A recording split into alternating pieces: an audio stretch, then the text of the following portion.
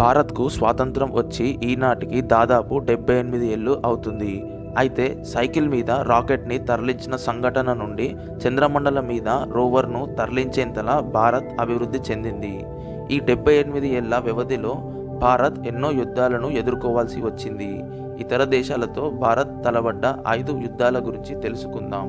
క్లుప్తంగా చెప్తాను, వీడియోని ఎండ్ వరకు చూడండి. నంబర్ 1, భారత్ పాకిస్తాన్ యుద్ధం. ఈ యుద్ధం 1947 నుండి 1948 మధ్య కాలంలో జరిగింది. ఇది భారత్ పాక్కు జరిగిన మొట్టమొదటి కాశ్మీర యుద్ధం.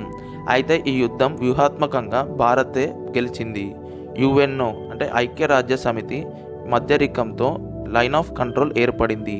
ఇది అధికారిక అంతర్జాతీయ సరిహద్దు లాంటిది. నంబర్ 2, భారత్ చైనా యుద్ధం. ఈ యుద్ధం 1967లో దాదాపు 1 నెల పాటు జరిగింది. భారత్ భూభాగం అక్సాయ్ చిన్ లడఖ్లోకి చైనా దళం అక్రమంగా చొరబడింది. అయితే భారత్ ఈ యుద్ధానికి సిద్ధంగా లేదు. తక్కువ ఆయుధాలతో శిక్షణ లేకుండానే గడ్డ కట్టించే మంచులో తమ ప్రాణాలను ఆయుధాలుగా మార్చి పోరాటాన్ని కొనసాగించింది. ఈ పోరాటంలో భారత్కు ఓటమి తప్పకపోయినా భారత్ సైనికుల సాహసం, త్యాగం ఎన్నటికీ మరువలేనిది. నంబర్ 3, 1965 భారత్ పాకిస్తాన్ యుద్ధం. ఇది రెండవ కాశ్మీర యుద్ధం. పాకిస్తాన్ ఆపరేషన్ గిబ్రాల్టర్ ద్వారా కాశ్మీర్లో తిరుగుబాటు రేపాలనుకున్నది.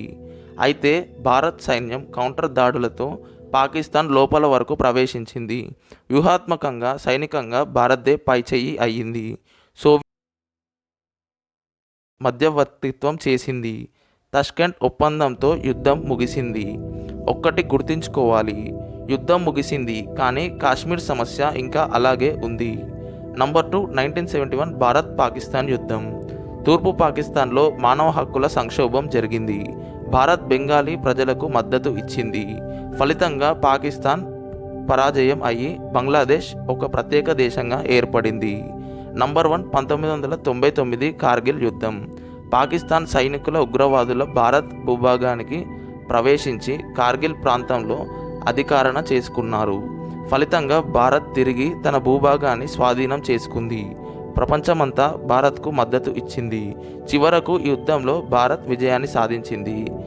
ఈ వీడియో నచ్చినట్లయితే లైక్ చేయండి. అలాగే ఇలాంటి ఇంట్రెస్టింగ్ అప్డేట్స్ కోసం ఛానల్ని సబ్స్క్రైబ్ చేసుకోండి.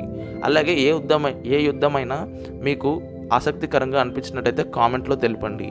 అది అతి త్వరలో మన ఛానల్లో వివరంగా అందించే ప్రయత్నం చేస్తాము. ఇలాంటి మరిన్ని ఇంట్రెస్టింగ్ అప్డేట్స్తో అతి త్వరలో మేము ముందు ఉంటాము. అంతవరకు ఉంటాను ఫ్రెండ్స్. Thank you.